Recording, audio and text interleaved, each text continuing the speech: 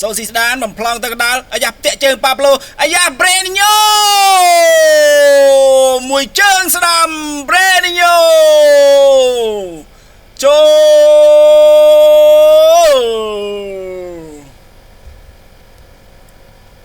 បាទទស្សនាជាបន្តបាល់គ្រប់គ្រងដោយម៉ាដូរ៉ាអាយ៉ាឱកាសរបស់ប្រកាន់ទីស្វ័យរៀងទៅឲ្យកីឡាករលេខ17ប៊ុនគង់